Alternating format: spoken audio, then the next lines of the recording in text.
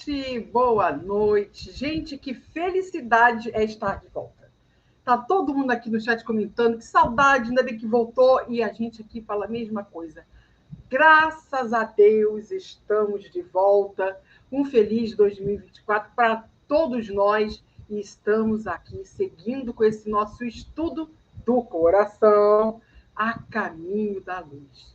E agora, em 2024, nós estamos iniciando hoje com um monte de novidade, com um monte de vídeo, com um monte de toalhinha, porque hoje o negócio vai pegar, a lágrima vai descer, porque isso faz parte, porque também as pessoas fazem uns vídeos que a gente já se emociona só de assistir.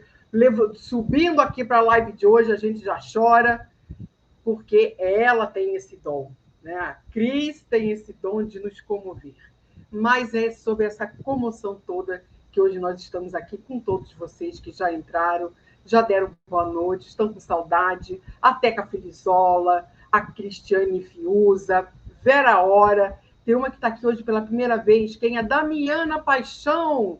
A Damiana fala assim, olha, pela primeira vez vou participar ao vivo.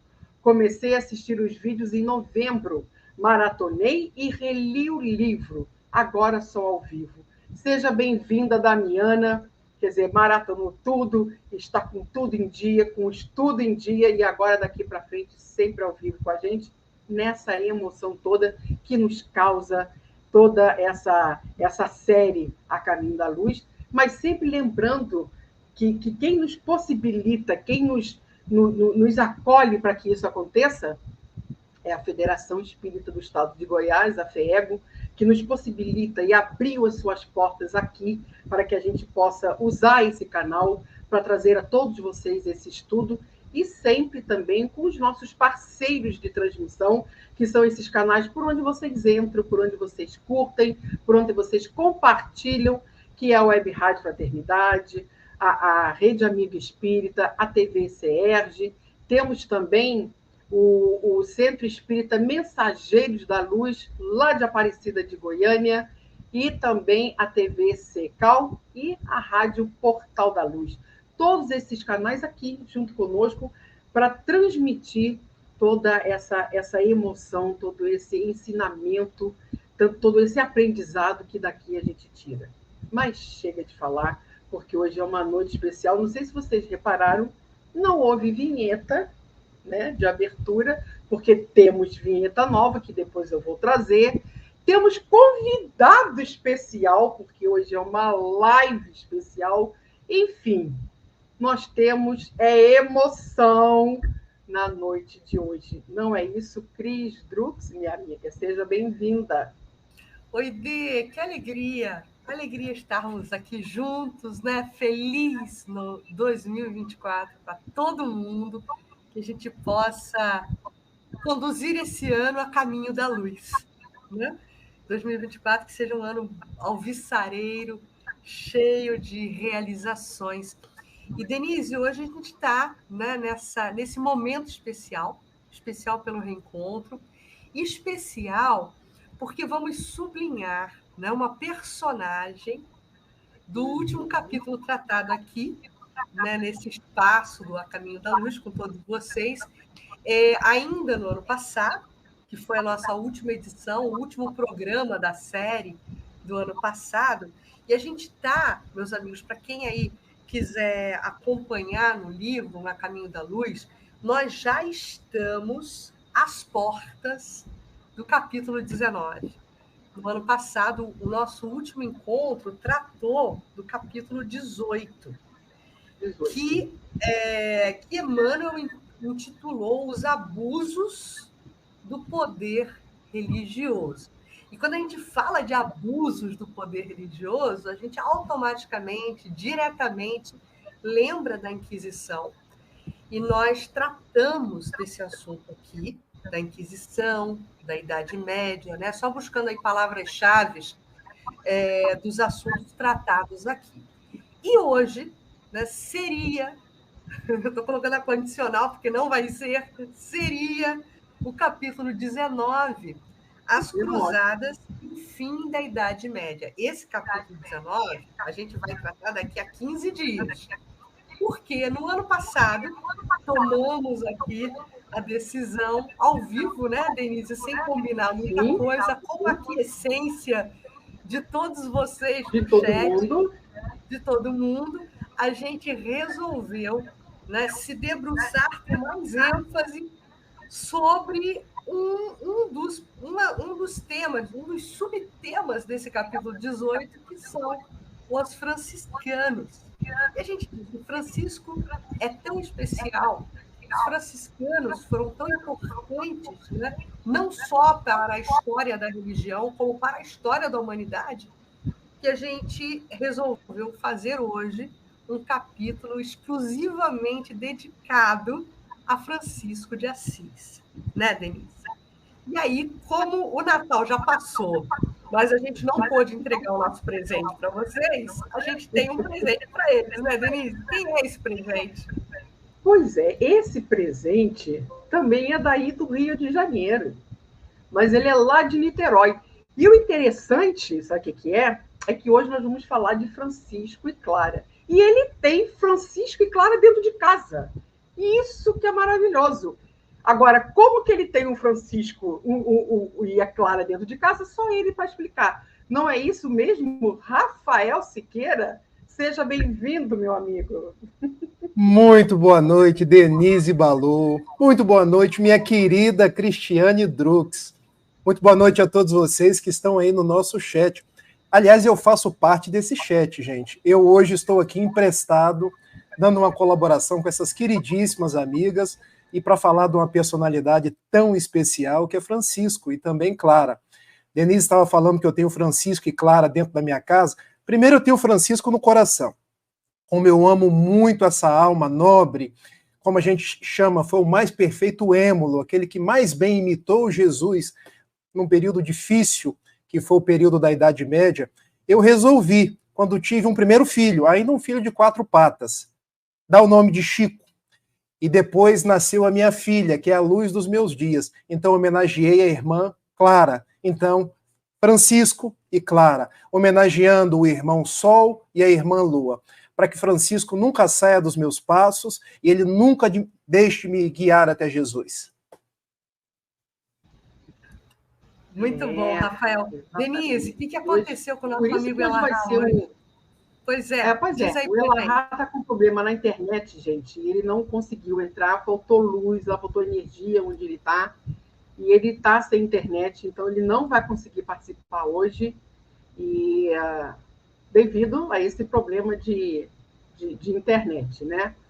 Mas, gente, eu não posso deixar de cumprimentar aqui, que eu já fiquei emocionada, vocês viram. Roberta Zagueto, gente, está no nosso chat. Olha, beijo, minha amiga, que bom estar aqui. Eu já me emociono, porque, gente, eu amo Roberta Zagueto, as coisas que ela faz, as lives dela. Olha, é uma coisa de emocionar. Então, eu já fiquei emocionada de ver que ela está aqui no chat. Mas, como eu disse, nós temos uma vinheta nova, que esta pessoa aqui fez para esse ano 2 do A Caminho da Luz. Então, antes de iniciarmos, vou passar para vocês verem o que ela fez com a nova vinheta. Dá uma olhada nisso, gente.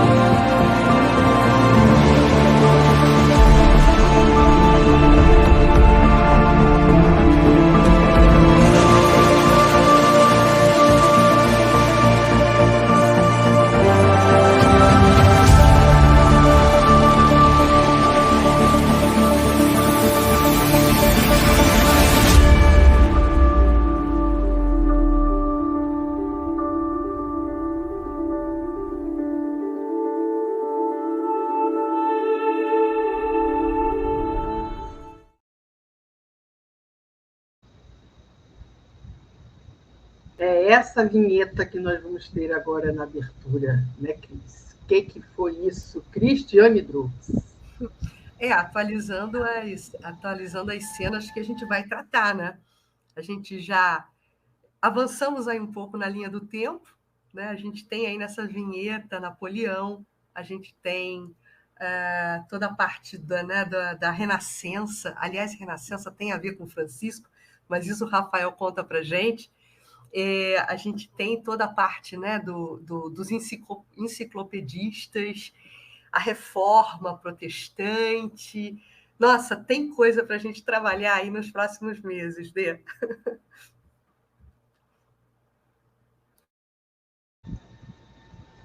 E antes de iniciarmos, então, nós temos que fazer a nossa prece inicial. Mas a nossa prece inicial também vai ser muito especial, porque ela vai ser cantada. Então, vamos à nossa prece inicial.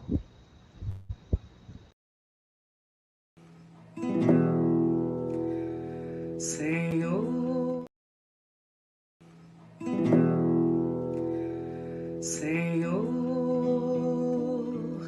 fazei-me instrumento de vossa paz. Onde houver ódio, que eu leve o amor. Onde houver ofensa, que eu leve o perdão. Onde houver discórdia, que eu leve a união. Onde houver dúvidas, que eu leve a fé. Onde houver erro, que eu leve a verdade. Onde houver desespero, que eu leve a esperança. Onde houver tristeza, que eu leve a alegria. Onde houver trevas, que eu leve a luz. Ó Mestre, fazer que eu procure mais consolar que ser consolado, compreender que ser compreendido, amar que ser amado, pois é dando que se recebe, é perdoando que se é perdoado, e é morrendo que se vive para a vida eterna.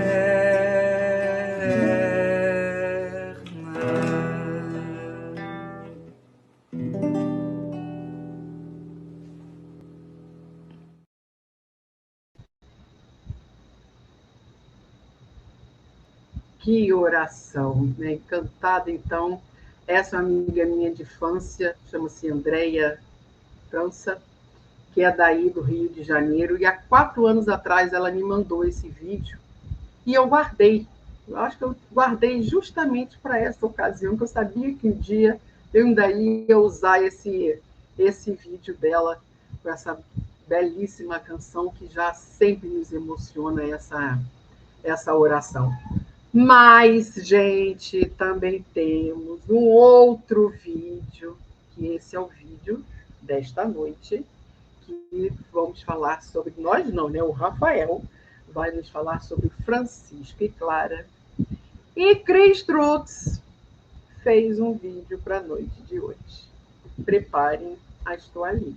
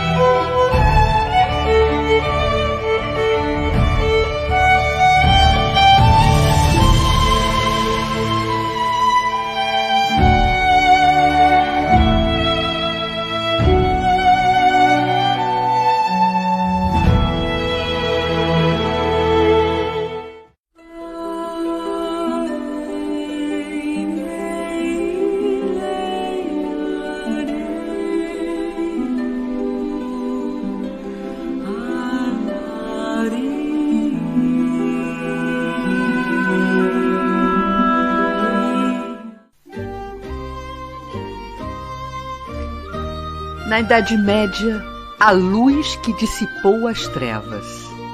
O mensageiro, o herói humanitário. Uma estrela da manhã antecipando o renascimento, efetivando o resgate do nascido, do Cordeiro de Deus, que havia há mais de 1000 anos apresentado aos homens o código do reino. Um irmão de muitos irmãos, que em natureza ensinava a fraternidade. No simples, resumia a essência.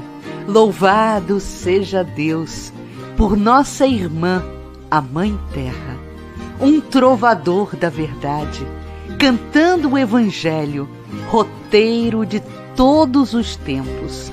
Francisco amava o Cristo, não ao cristianismo medieval, distorcido, adulterado, manipulador e corrompido.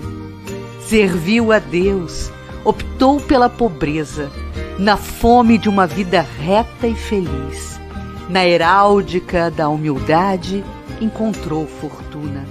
O irmão do sol e da lua, com frades e Clara, construiu fraternidades. Começo de uma revolução de misericórdia. Nas estradas italianas, de sandálias e pés descalços, com túnica marrom, maltrapilha e amarrada com corda marrom, unia corações. Os homens não agiam do mesmo modo depois de conhecerem Francisco. O mundo tomado de um novo movimento, de uma nova canção que retumbava. Senhor, fazei-me instrumento de vossa paz. Onde houver ódio, que eu leve o amor. Onde houver ofensa, que eu leve o perdão. Onde houver discórdia, que eu leve a união. Onde houver dúvida, que eu leve a fé. Onde houver erro, que eu leve a verdade. Onde houver desespero, que eu leve a esperança. Onde houver tristeza, que eu leve a alegria. Onde houver trevas, que eu leve a luz. Ó Mestre, fazei que eu procure mais consolar do que ser consolado, compreender que ser compreendido, amar que ser amado, pois é dando que se recebe, é perdoando que se é perdoado, e é morrendo que se vive para a vida eterna.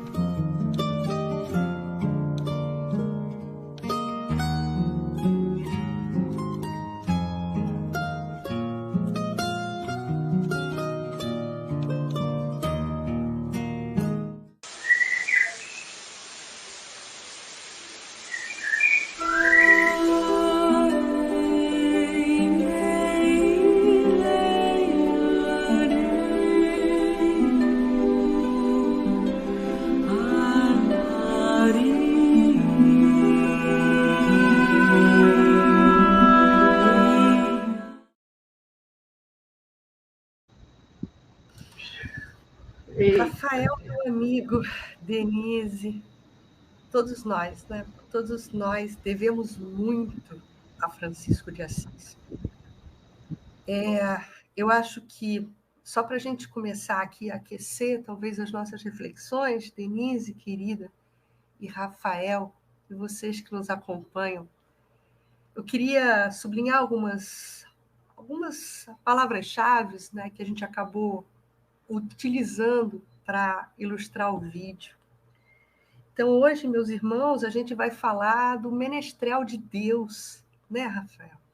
Aquele que cantava a lei divina, diante de uma situação ainda de penumbra, em plena Idade Média da humanidade, onde a Inquisição havia se colocado como uma forma de controle, um encaminhamento equivocado dos caminhos da humanidade para o exercício do poder, para o atingimento dos nossos próprios quereres, uma Inquisição que preparava as cruzadas, o guerrear em nome de Deus, de um Deus apartado da criação.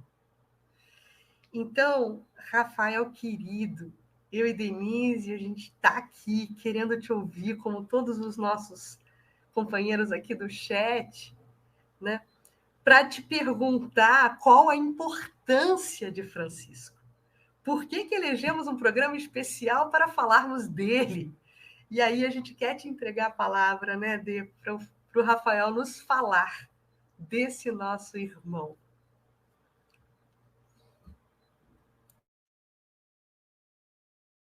Eu, mais uma vez, dou boa noite a você, Denise, a você, Cris, a todos vocês que nos acompanham pelo chat. Falar de Francisco é falar de Jesus. Falar de Francisco é relembrar o próprio Evangelho, a vivência da simplicidade, da humildade, do amor e da paz que o próprio Jesus veio ter conosco quando da sua oportunidade de estar presente ao nosso lado. É bem verdade que nós vivemos tempos muito difíceis, começando ali pelo século V, indo mais ou menos até o século XV, que ficou conhecida como a Idade Média. A Idade Média é chamada pelos historiadores como a Idade das Trevas. E por que Idade das Trevas? Porque abdicamos da cultura, abdicamos da vivência do ideal, da beleza, do ideal de viver o Evangelho na sua simplicidade e encastelamos tudo isso na forma, na dogmática. Quem pensasse diferente era taxado sob o título de herético, palavra grega que vem de aereses. Por pensar diferente, as pessoas eram condenadas à fogueira, a torturas, a uma opressão cada vez mais inquietante. Falar de Idade Média é falar de um tempo em que a igreja se distanciava de Jesus, falava de Jesus com os lábios, mas mantinha o coração distante dele, porque a graça, que sempre foi de graça, e o trocadilho é proposital, começou a ser vendida. Porque se vendia o perdão de Deus, porque se vendia com o nome de simonia, como ela já colocou em lives passadas, os objetos santos. Então se vendia a água do Rio Jordão, se vendiam santos, se vendiam roupas como se fossem objetos de salvação, quando a salvação sempre esteve na vivência do amor, da concórdia, da fraternidade. Mas nós sabemos que nosso Senhor Jesus Cristo nunca nos deixa órfãos. E nós vivemos sob o guante de uma lei chamada lei de evolução, lei de progresso. Então, o Evangelho precisava ser restaurado. E ele houve por bem chamar o seu discípulo mais próximo, aquele que nós conhecemos por João, que deitava a sua cabeça quando Jesus ia falar no seu ombro, o apóstolo da alegria, o apóstolo da humildade, o apóstolo da generosidade, o apóstolo que esteve com Jesus nos momentos mais difíceis, porque no próprio momento da crucificação, um havia traído, outro negado 3 vezes, outros 9 haviam fugido, mas João estava lá. Então Jesus chama João, volta João, volta porque as pessoas estão se esquecendo do Evangelho, estão se esquecendo do que representa a minha presença. Então ele convoca João, e no coração do mundo à época, que é a Europa, numa cidadezinha pequenina chamada Assis, nasce. Alguns historiadores dizem a 5 de julho, outros a 26 de setembro, alguns dizem em 1181, outros dizem a 1182. Eu prefiro a versão que a Cris colocou no nosso vídeo, 26 de setembro de 1182, porque é onde há maior congruência. E o que nós registramos em 26 de setembro de 1182? Pouco tempo antes, no ano de 1095, o Papa Urbano II, naquele que ficou conhecido como Concílio de Clermont, deu início ao movimento das Cruzadas. E o que foram as Cruzadas, senão um movimento de caráter político, religioso, de caráter monetário, onde reis, cardeais se propunham a ir até o túmulo vazio de Jesus e por onde passavam, matavam, extorquiam, salgavam o chão.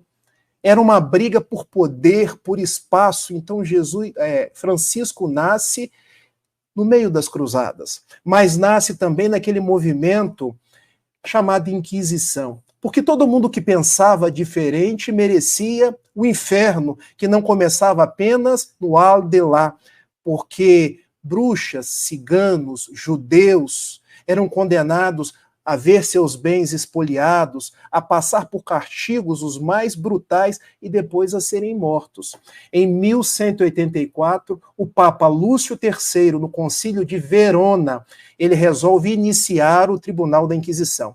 E aqui eu faço uma parte histórica, porque ele iniciou, porque o Tribunal do Santo Ofício se tornou oficial em 1231, quando o cardeal Ugolino, que se transformou no Papa Gregório IX, houve por bem colocar como uma prática da igreja perseguir os hereges, os que pensavam diferente. Então, Jesus chama João, volta João, porque as pessoas precisam lembrar-se de mim. As pessoas hoje cultuam o externo, a forma, e se esqueceram da essência. E a essência, João, responde pelo nome de amor. Foi você que escreveu relembrando os meus atos, lá em João 13:35. Os meus discípulos serão conhecidos por muitos se amarem. E ele nasce, Giovanni, di Pietro di Bernardone. Se nós pegarmos o nome Giovanni em italiano, traduzindo para o português, é João. Então, Dona Maria Picalini, dizem alguns historiadores que a mãe de Francisco se chamava Maria Picalini, outros Joana Picá, mas ela ficou conhecida na história como Dona Picá. Deu o nome no menino de João, de Giovanni. Posteriormente, esse nome foi trocado, e há algumas razões para isso. Pietro de Bernardone era um rico comerciante, que vendia tecidos da França. Primeira razão, ele queria homenagear a França. Segunda razão, Dona Picá tinha ascendência francesa, então poderia ser uma segunda razão. O benfeitor Camilo, que é o guia espiritual de José Raul Teixeira, também um franciscano que naquela época se chamava Maceu, diz que há uma terceira razão. Francisco costumava falar em francês na sua juventude. Então os seus amigos o chamavam o Francesco, o francês, porque ele falava preferencialmente no francês. Então vejam, de Giovanni, ele se transforma em Francesco, de Pietro de Bernardone. Mas, posteriormente, ele abdica de tudo, Cris. Ele deixa de ser filho de Pietro, deixa de ser de uma estirpe rica italiana para se transformar em Francisco de Assisi, ou simplesmente o Francisco de Deus. O Cisco de Deus, porque ele se julgava tão pequenino, mas com possibilidades de trabalhar para servir a Jesus. Eu não sei o quanto eu posso falar, mas eu acho Rafael, que a gente quer deixar a palavra com você, mas deixa eu só fazer uma parte para te provocar, porque eu sei que você tem outras contribuições bastante profundas aí para entregar para a gente. Eu fico pensando, Rafael, e a gente tem falado muito isso, né, Denise, aqui no programa, do quanto esse momento da humanidade foi um momento de descaminho, porque, digamos assim, as lideranças desse momento, elas cultuavam o poder, a riqueza, e para isso existia toda uma estrutura eclesiástica organizada para que houvesse a prevalência desses valores, do poder, do comando, né, da massificação de ideias em relação a uma postura desejável de medo, de temor a Deus, porque a igreja se colocava como um grande pedágio, né, como uma grande ponte entre o homem e o Criador. E essa mesma igreja se utilizava dessa cultura do medo para poder ofertar privilégios, né? Então, Francisco, ele nasce dentro desse contexto histórico, né, Rafael, onde era exercitado exatamente isso, uma relação de medo do Criador, uma relação de medo de Deus. Deus era punitivo, Deus não era visto como uma figura de pai, né? Era muito mais um controlador, um cobrador do que um pai. E é muito curioso, e aí, claro, que a gente vai ter a explicação pela ascendência espiritual de João, que é Francisco, nessa virada de página, ele quebra todo esse paradigma e começa a nos falar de um Deus amoroso, né?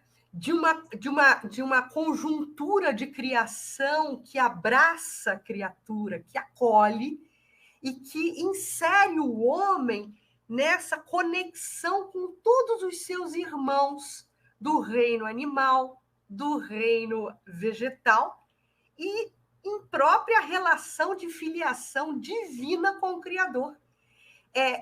Eu acho isso, Rafael, eu estou comentando isso aqui e querendo ser contundente nisso, porque é muito difícil uma pessoa conseguir se dissociar de uma forma tão positiva de um contexto cultural da sua época.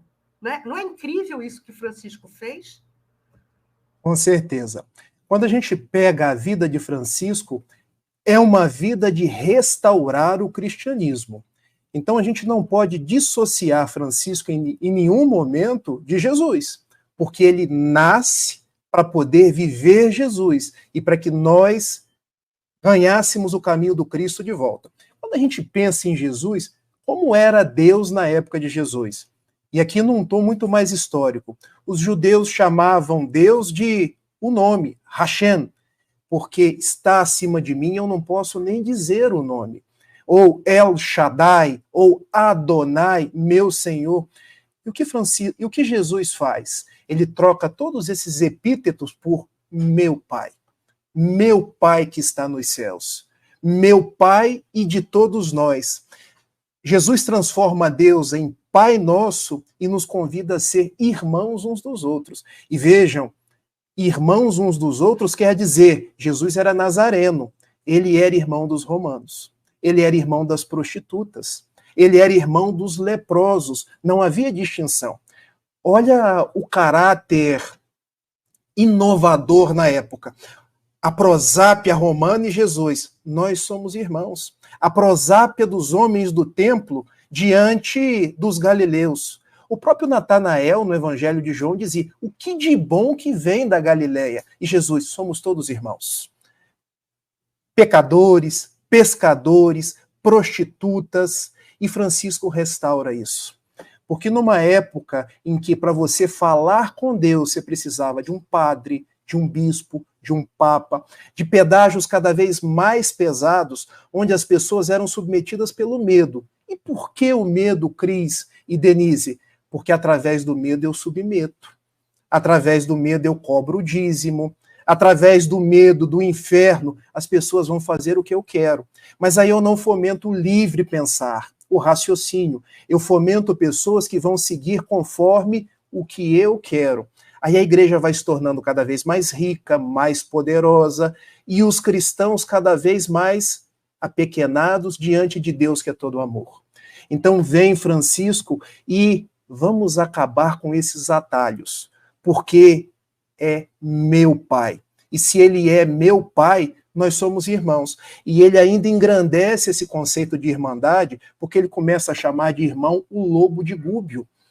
Gúbio foi a primeira cidade onde os franciscanos começaram a morar. E todos temiam o lobo, porque o lobo era bravo. E ele conversava com o lobo. Lobo, veja só, se você continuar amedrontando as pessoas, elas vão te matar. Vamos fazer um trato? Eu te alimento e você não amedronta mais ninguém. Olha a forma de lidar com o animal. A forma de lidar com o ladrão. Porque Francisco lidou com o ladrão. Jesus foi crucificado no meio de dois. Se você continuar roubando as pessoas, você está fazendo errado. Que tal se eu te der o que você está precisando? É comida? É um trabalho? Nós somos irmãos, nós estamos juntos. Francisco criou uma verdadeira irmandade. Porque ele foi recolhendo ao seu regaço, ao seu redor, pessoas que queriam servir a Deus. Ele cria uma ordem de fratellos, uma palavra em italiano que quer dizer irmãos.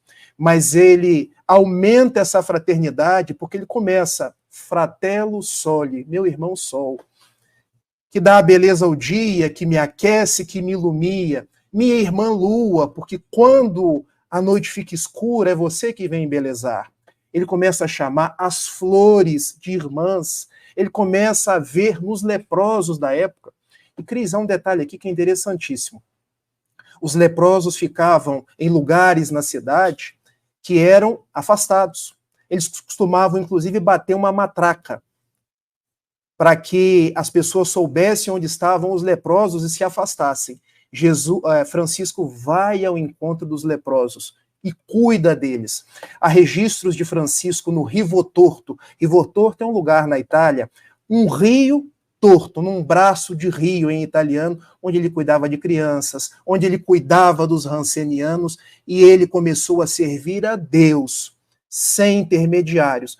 Mas fazendo uma outra coisa, Cris, que eu, assim, acho belíssima. Aqueles que já leram o romance Renúncia, sabem que Alcione, no final do livro, ela abdica da vida contemplativa, porque ela se torna Maria de Jesus crucificado. E o que faziam as religiosas naquele século XVII, século XVIII? Enclausuravam-se, ficavam no convento, como se ser religioso fosse rezar o dia inteiro, pagar penitências, ficar ajoelhado no milho. E Francisco, nada disso tem razão. Ser religioso é estar em contato com a outra pessoa. Quando eu sirvo, eu vejo no meu próximo Jesus. E olha como as coisas se interconectam. Nós falamos de Alcione, podemos falar de Francisco, podemos falar de Madre Teresa de Calcutá. Porque quando perguntavam para ela, qual a sua religião? E ela respondia, você. Então Francisco não só retira os intermediários, como ele também abdica da vida da contemplação, da vida monástica, para servir as pessoas onde quer que elas se encontravam. Mas não foi fácil, viu, Cris? Porque ele foi chamado de louco, de subversivo, de herético, mas ele soube perseverar e seguir Jesus. E no âmbito religioso, Rafael, Denise vai lembrar bem disso, a gente tratou disso aqui, né, dos mosteiros da Idade Média, né, que era aquele... o nosso amigo Elahá comentou isso também, que era quase que um caminho de fuga diante de tantas atrocidades. Aquelas pessoas que tinham seus corações tocados para o bem buscavam essa calmaria dos mosteiros para tentar levar uma vida reta, né? E isso foi uma característica muito grande da Idade Média, onde prevalecia, como você falou, Rafael, esse hábito da clausura, né? Esse hábito da vida monástica, reclusa, né? Com boas intenções, voltadas a orações, ao trabalho ali comunitário do mosteiro. Mas Francisco, como você muito bem lembrou, Francisco restaura Paulo de Tarso. Francisco restaura a peregrinação, o contato com o outro, né? Coisa que o nosso codificador também vai fazer lá na frente, depois, no século XIX, na medida que ele revitaliza também o evangelho e lança-se nas viagens, né? Então, é muito interessante a gente perceber, né, esses bastiões de luz, né, recuperando esses hábitos salutares, né, Rafael? Exatamente. A gente pode dizer que ele também foi uma carta viva, né? Exato. Denise, tem um trecho da carta de Paulo, salvo engano, está em 2 Coríntios, capítulo 3, ali pelo versículo 3, onde Paulo diz que nós somos as cartas vivas do Cristo, porque onde nós nos encontrarmos, o que a gente falar, nós estaremos falando a favor do Evangelho. Da forma como nós agirmos, nós estaremos agindo a favor do Evangelho. Então, em verdade, Francisco era o próprio Evangelho. Há uma citação que é muito conhecida no meio religioso, quando já no final dos seus dias ele reúne os frades menores e diz, vai, preguem o Evangelho, se for necessário, utilizem palavras. E é muito interessante essa citação, porque hoje, e eu aqui faço um exercício interno, É fácil para a gente decorar questões do Livro dos Espíritos, decorar versículos da Bíblia, ter uma fala que às vezes encanta as pessoas. Difícil é viver, difícil é conviver com as pessoas, é estar ao lado daquele que pensa diferente, é estar em convívio com diferentes vertentes e saber que existem as aereses, os pontos de vista, e eu devo amar as pessoas do jeito que elas são. Então, Francisco foi o exemplo de que nós podemos viver o Evangelho em todos os momentos, onde quer que nós nos encontremos. Mas há um outro fato da vida de Francisco que é muito interessante. E você já disse isso, porque ele ficou conhecido como o menestrel de Deus, ou o jogral de Deus, ou também a minha filha mais nova aqui, ela está chorando, porque o meu filho mais velho, o Chico, fez uma pequena bagunça. Mas tudo isso faz parte, hein, gente? Em italiano, il trovatore de Dio, porque Francisco era o irmão alegria. Como nós precisamos de alegria nos dias atuais. Se a gente pensa no Paulo, no apóstolo Paulo, como você citou, Cris, lá em 1 Tessalonicenses 5,18, ele coloca para a gente, em tudo dai graças. E Francisco foi o exemplo da alegria. Porque se ele apanhava, ele sorria. Se ele não recebia comida, ele sorria. E há um detalhe da vida dele que é fantástico. Quando ele retorna do deserto, já com o tracoma que lhe cega quase que por completo. As pessoas não sabem, mas Francisco teve problema nos olhos, Francisco teve um problema estomacal, que hoje alguns historiadores já dizem que provavelmente era um câncer, nunca reclamou. Vivia sorrindo. E quando o médico da época veio tratar daquele tracoma, falou, olha, eu tenho que queimar. Porque se eu não queimar, a inflamação dos olhos vai passar para todo o corpo. E Francisco faz uma ode ao irmão fogo. Ó irmão fogo, tu que aquece, tu que ilumia, quando me queimares, me queime de mansinho, para que eu não sinta tanta dor. Ele agradece o irmão fogo. Então, pensar em Francisco é pensar nessa vida, no contato com as outras pessoas, que não precisa de intermediários, porque Deus é Pai. É pensar nesse homem que revitalizou o Evangelho no contato com a natureza e nesse homem que viveu com alegria. Muito semelhante a um outro Francisco também que nós tivemos por aqui, não é, Rafael? Exatamente. Gente, vocês vão me cortando, porque senão eu vou falando. Francisco Cândido Xavier era a mesma coisa. Porque Chico Xavier não tinha dia que ele estava triste. Aliás, tudo para o Chico estava bom. Ele não reclamava da angina. Angina diz que quem tem parece que é uma serpente dentro do peito, porque dói demais. E ele não deixava de trabalhar. Ele tinha os olhos, gente, que praticamente não enxergavam. Poucas pessoas se dão conta do que o Chico enxergava, muito pouco. E ele tinha problemas os mais diversos, mas nunca deixou de servir, de esboçar aquele sorriso, de tratar as pessoas com toda a gentileza. Divaldo Pereira Franco conta que uma vez uma pessoa levou um verso para Chico Xavier. E o verso não juntava o lé com o cré. E Chico agradava a todo mundo. E mostrando aqueles versos, Chico respondeu, mas que poema bonito, minha irmã. Você trouxe para mim, eu te agradeço do fundo do coração. Era assim que Chico tratava as pessoas. Sempre com um abraço, sempre com um sorriso, sempre com algo para ofertar. Porque no mundo atual, a gente quer receber.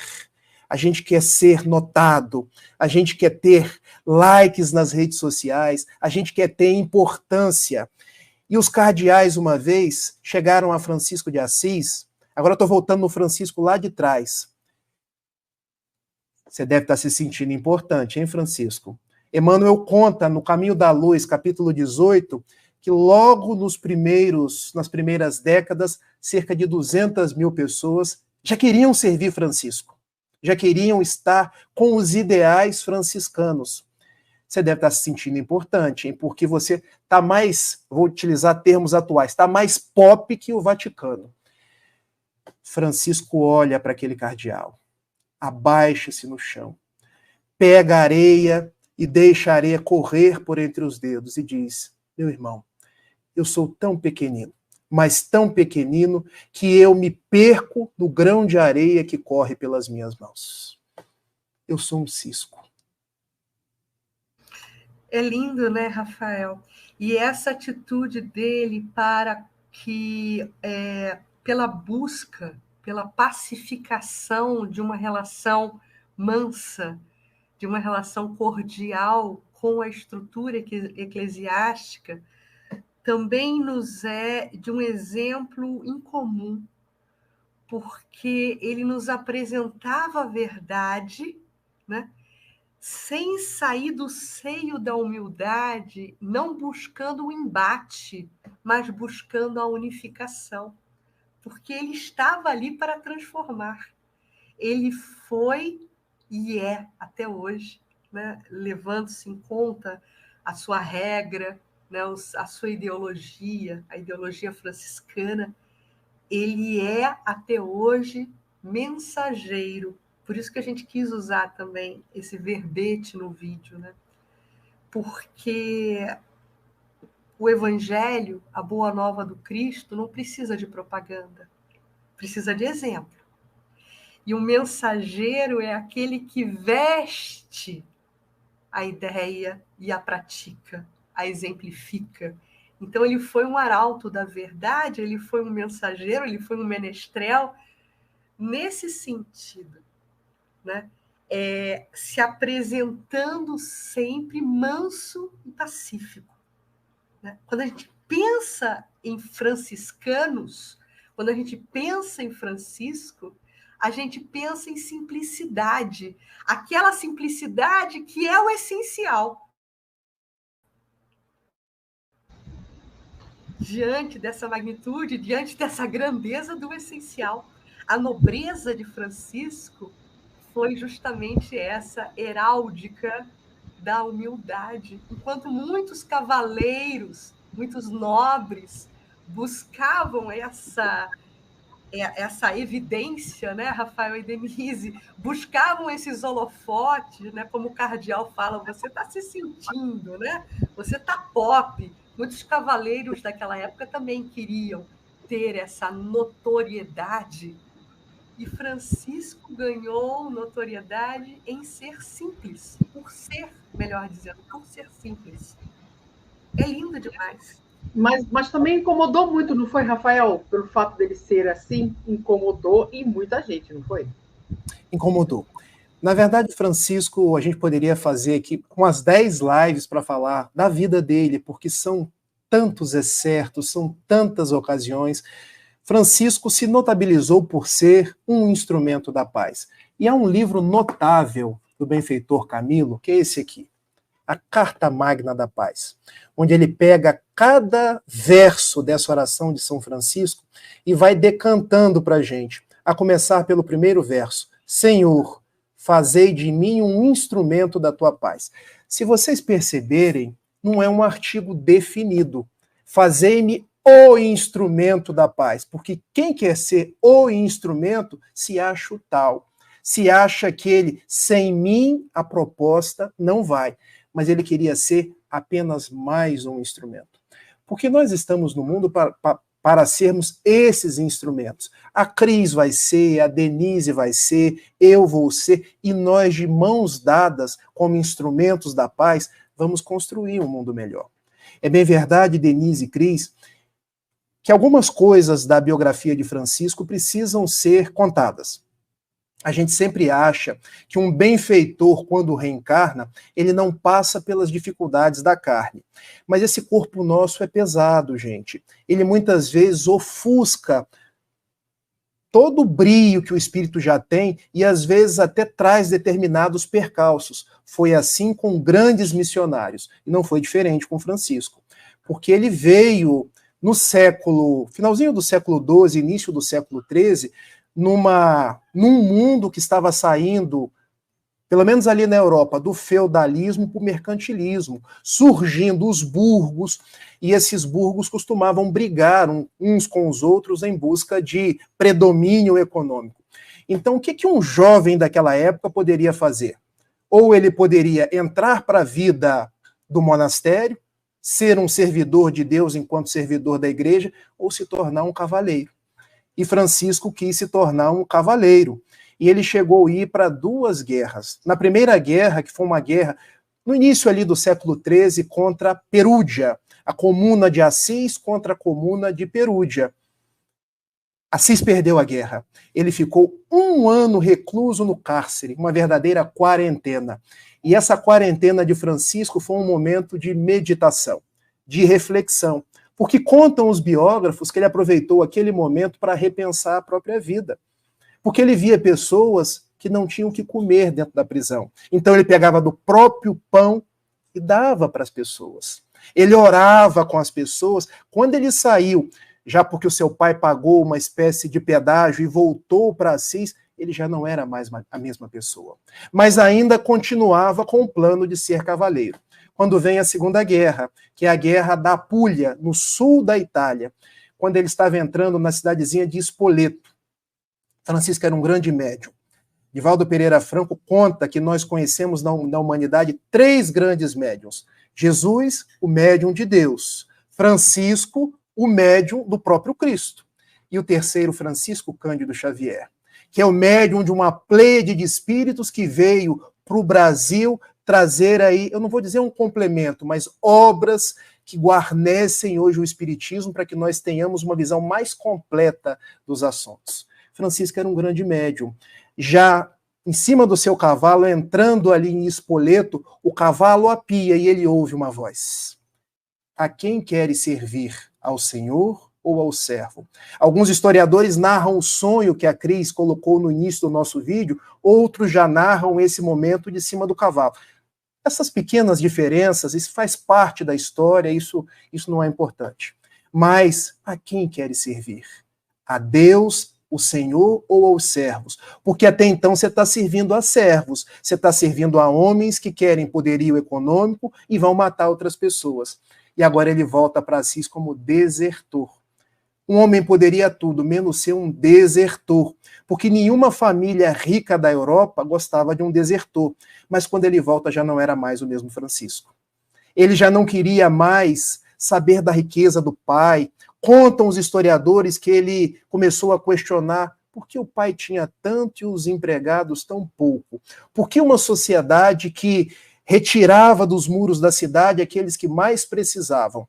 E ele começou a orar numa igreja em ruínas, a igreja de San Damiano, o mesmo Cosme Damião que a gente conhece aqui no Brasil.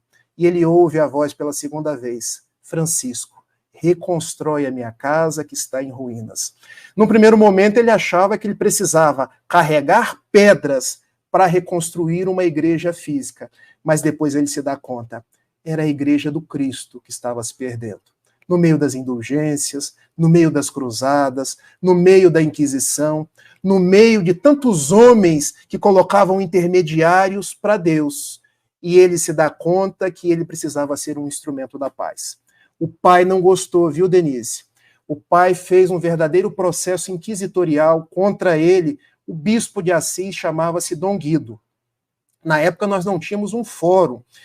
A igreja funcionava como poder eclesiástico, poder judiciário, e nós já tínhamos aí os laivos do Santo Ofício. Ele foi até o bispo de Assis: o meu filho está maluco. O meu filho carrega pedras para construir uma igreja. Ele conversa com passarinho, ele conversa com um lobo, e agora ele está gastando o meu dinheiro para poder reerguer a igreja. Monta-se um tribunal por volta de 1206 em plena Praça de Assis. Imagine. O promotor, Denise, era o pai. O juiz era o bispo de Assis, Dom Guido. E o promotor narra toda a denúncia e o juiz: meu filho, você fez isso com seu pai? Eu quero dizer que eu amo muito meu pai.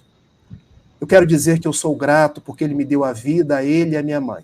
Tudo que eu tenho eu devo a eles, mas a partir de agora já não sou Francesco de Pietro de Bernardone, mas tão somente Francesco de Assis. E ele, na impossibilidade de devolver o dinheiro, devolver tudo que foi gasto na sua educação, ele tira as próprias roupas. Alguns historiadores dizem que ele fica nu, outros que ele ficou com uma espécie de túnica, que eram as roupas íntimas da época. Vai até o pai: meu pai, eu te amo, eu estou te devolvendo tudo que o Senhor me deu. Mas a partir de agora, eu quero andar pelos caminhos de Deus. Esse é Francisco. O homem se despojou. Rafael? Quantos anos mais ou menos ele tinha nessa época quando fez isso? Nós podemos fazer as contas. Se ele nasceu em 1182 e esse despojamento foi em 1206, 18 com 6, cerca de 24 anos. Francisco morreu muito jovem, desencarnou muito jovem. E é interessante que depois que ele faz isso, ele começa a peregrinar ajudando as pessoas, outros começam a se juntar a ele. Bernardo de Quintavalle, Maceu, Frei Leão, Ângelo, Rufino, cerca de 12 homens. Quem é que teve 12 apóstolos, gente? Francisco era tão disciplinado que ele cria uma regra, uma forma de viver o evangelho. E vocês me permitam mostrar, porque eu trago alguns atavismos. Eu ando com o meu tal franciscano até hoje. O que esse tal franciscano quer dizer? Francisco fez 3 votos. O tal tem 3 nós, gente. Pobreza, obediência e castidade. Eles queriam viver na pobreza. Leiam pobreza aqui não como uma condenação a quem tem dinheiro. Leiam pobreza como a primeira bem-aventurança de Jesus. Bem-aventurados os pobres em espírito, porque deles é o reino dos céus. Francisco queria viver na simplicidade, na humildade. Mas ele também queria viver na castidade. Não leiam castidade aqui como uma condenação a quem tem as suas relações, constitui a sua família, mas ele falava de uma castidade maior, a castidade dos costumes, a castidade de ser pulcro. Quem foi pulcro senão Jesus? E ele falava de um terceiro valor, a obediência. Porque ele percebia que a igreja se regia por dogmas, por concílios, por coisas que foram criadas por homens. E ele queria obedecer tão somente ao evangelho. E ele, por volta ali de 1209, anda 178 quilômetros, mais ou menos, junto com seus amigos. E vai de Assis até Roma pedir a Inocêncio III, o papa da época, para que aprove essa regra de viver. Não foi recebido de imediato, tá, gente? Contam alguns historiadores que ele precisou dormir algumas noites com os porcos. Mas há a intervenção de um cardeal. E aqui eu faço um reforço, porque há um livro, eu trouxe vários livros aqui hoje. Chico, Diálogos e Recordações, de Carlos Alberto Braga, que conta as memórias de Arnaldo Rocha, o Naldinho, como o Chico dizia. E Naldinho colocou que um dos cardeais da corte de Inocêncio III chamava-se cardeal João de São Paulo. Nada mais, nada menos que Emmanuel. Vejam que Emmanuel homenageia Paulo mesmo no nome de cardeal, João de São Paulo. Então ele vendo aqueles esfarrapados ali do lado de fora, ele faz uma intercessão para que Francisco e os seus amigos entrassem. E num primeiro momento, eles não são bem recebidos. Num segundo momento, após Inocêncio III ter um sonho, olha os sonhos mediúnicos, da mesma forma que sonhou Jacó, da mesma forma que sonhou José quando levou Jesus para o Egito, Inocêncio teve um sonho. A igreja está em ruínas e um mendigo está segurando a pilastra da igreja de Latrão, como se chamava à época. Hoje é a igreja de São Pedro, no Vaticano. E no dia seguinte ele resolve receber Francisco. O que você quer, meu filho? Eu quero viver como Jesus. E como viveu Jesus? E narram os historiadores que ele responde: por que se preocupar com o que tereis para comer ou o que tereis para vestir? E vai narrando aqueles trechos de Mateus, ali no sermão das bem-aventuranças, o sermão do monte. Meu filho, ninguém vive sem dinheiro. Ninguém vive sem essa austeridade da igreja, sem esses postos de destaque. E mais uma vez o cardeal João de São Paulo intervém. Emmanuel, Inocêncio, se ele quer viver igual a Jesus, e você está dizendo que não é possível viver dessa forma, todos nós estamos errados. Porque a igreja não está vivendo conforme Jesus. Inocêncio pensa, nós vamos aprovar a sua regra. E ela foi aprovada. E Francisco sai pelo mundo com aqueles 12 homens que não tinham nada para viver pobreza, obediência e castidade. A gente vê perfeitamente o desenho da espiritualidade nesse momento, né, Rafael? Exatamente.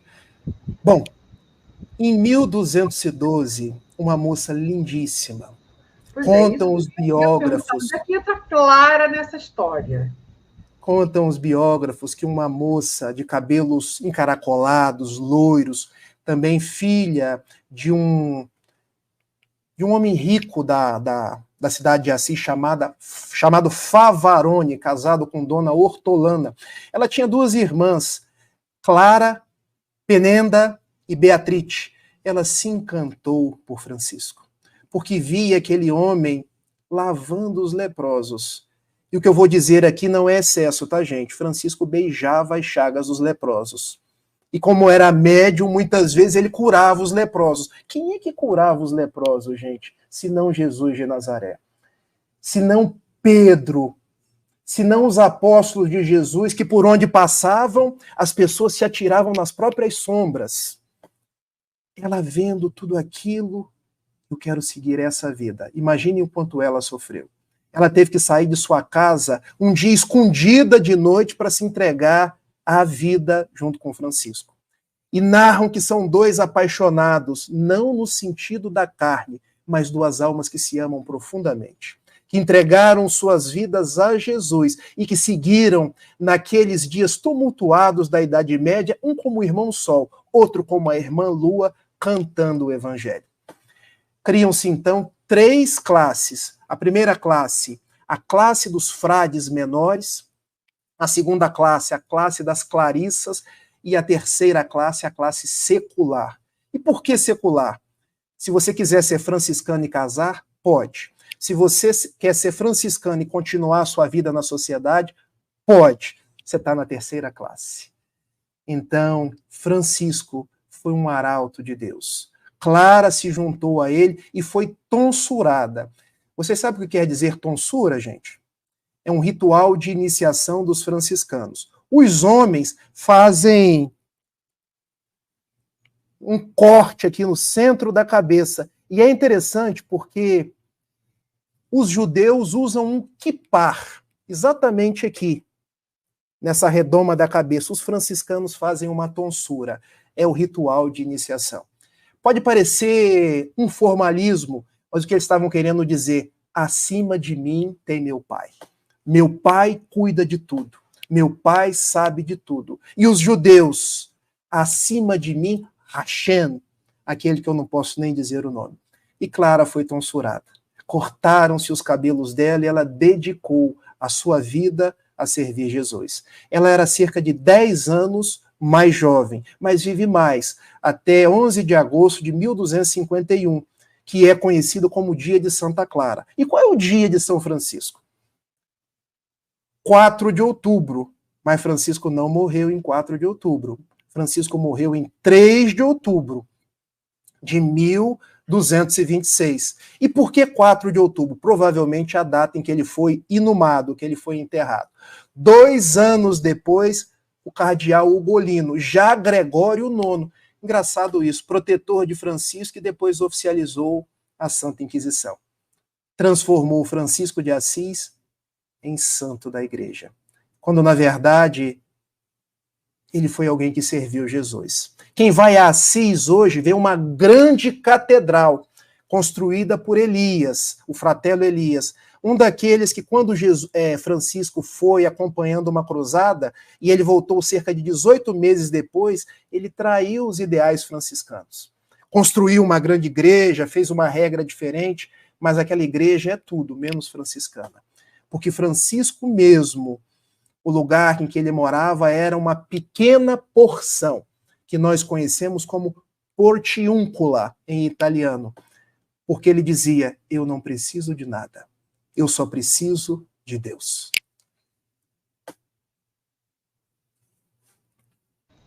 É como você disse, né, Rafael? Para a gente falar de Francisco, teria que fazer umas 10 lives falando dele, fora as histórias que a gente sabe de, de Francisco, né? Mesmo depois no mundo espiritual, quer dizer, então daria tranquilamente para fazer umas 10 lives falando de Francisco e Clara, né? E Francisco e o Espiritismo? Se vocês abrirem o Prolegômenos do Livro dos Espíritos, o primeiro espírito que assina os Prolegômenos, São João Evangelista, Francisco de Assis. Francisco de Assis. Quando a gente abre os livros de Manuel Filomeno de Miranda, Transição Planetária, Perturbações Espirituais, No Rumo do Mundo Regenerado, nós encontramos 2 preces de Francisco. Por quê? Porque ele está guiando, junto com Jesus, os barcos desse movimento chamado Transição Planetária. E Francisco de Assis, como a Cris provocou, ele abriu margem para um movimento que derrubaria as trevas e faria o retorno da luz, renascer, renascença, porque o homem precisava voltar-se para a cultura, para o conhecimento, para o estudo, para uma relação mais consciente com Deus. Então, das trevas da Idade Média, passamos por Francisco e chegamos na Renascença, com as grandes viagens, com as grandes descobertas, com os grandes autores, e depois da Renascença, Iluminismo, porque precisava renascer o ideal do belo, para depois iluminar a sociedade. Em 18 de abril de 1857, já no século XIX, uma continuação ali do século das luzes, que nós chamamos como século da razão, o Espiritismo. Tudo concatenado. Do átomo ao arcanjo, tudo se encadeia. Isso, olha Rafael. O desenho, mais uma vez. E depois do iluminismo, né, daquilo que ilumina, Kardec chega chancelando essa luz e nos convocando a introjetar essa luz, né? Então, é o renascimento, sendo ali a aurora de novos tempos, com a doutrina espírita nos sendo entregue, né? Essa doutrina consoladora, essa doutrina libertadora. Então, a gente vê que realmente, de novo, né, Denise? Jesus, governador planetário, Deus, nosso Pai maior, sempre ali, né? Com os olhos voltados, com a atenção voltada para esse grande planeta azul, que é o planeta Terra, e com nós, né, conosco aqui, nesse processo de crescimento a caminho da luz. É muito bacana, muito bacana. E até hoje, né, Cris? Diga-se de passagem, sim, até hoje. Mas a gente temos perguntas, Rafael. Temos algumas perguntas. Como aqui, por exemplo, a professora Josi. A professora Josi pergunta o seguinte. Eu aperto e não vai. Oh, meu Deus.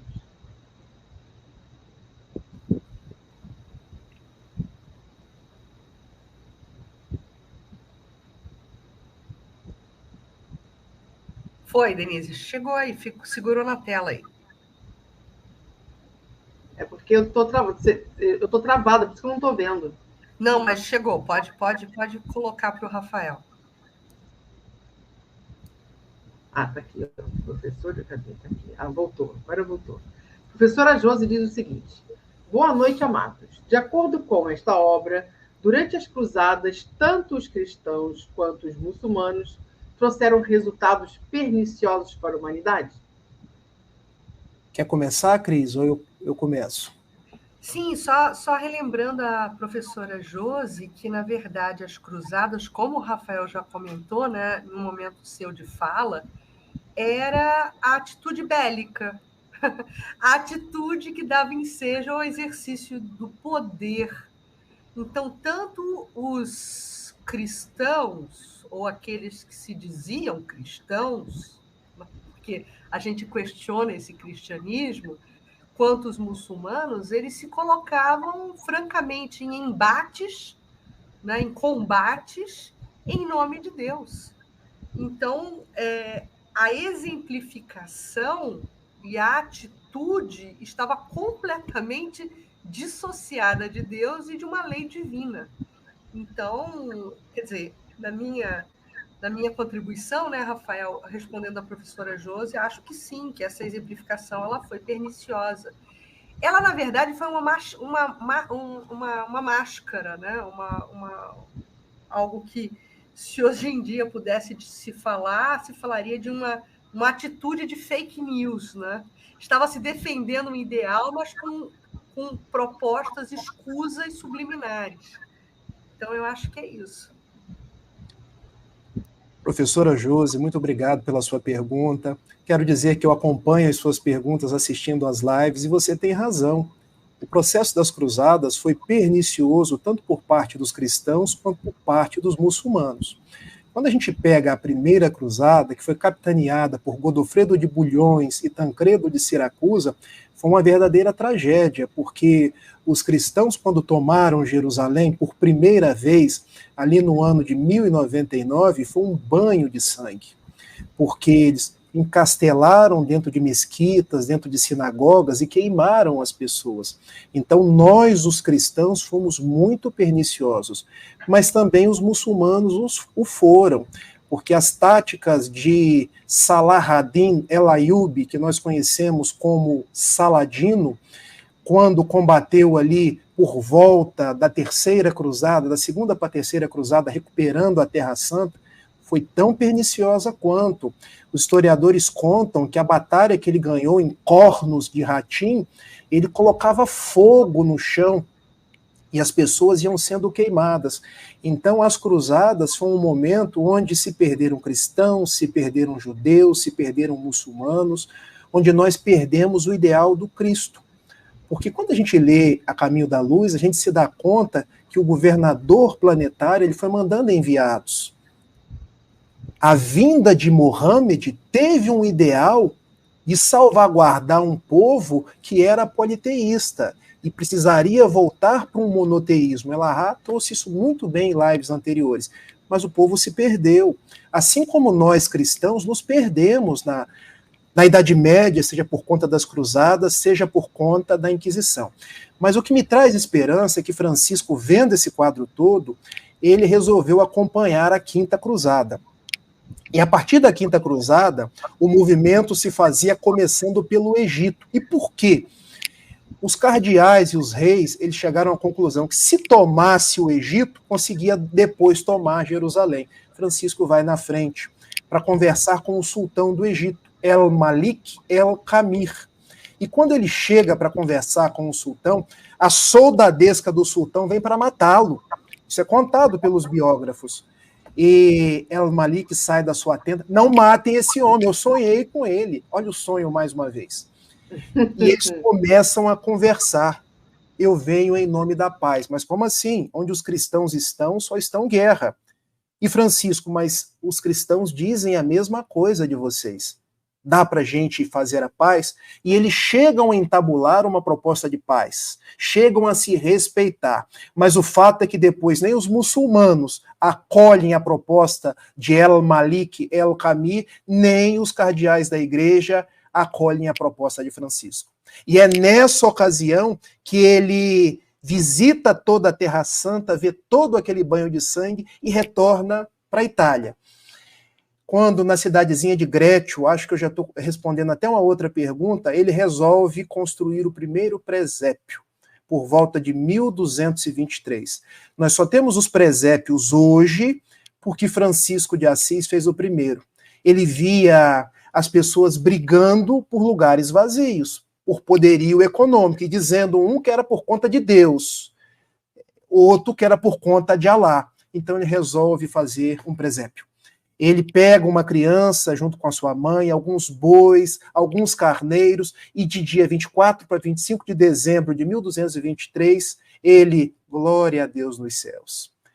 Paz na terra, boa vontade para com os homens. Nós não queremos nos perder de ti, Jesus. Por mais que a humanidade esteja se perdendo, deixe-nos fazer veredas que nos levem até ti. E o Gileno pergunta: podemos dizer que a oração do Francisco simplificou didático-amorosamente o sermão do Mestre Amantíssimo?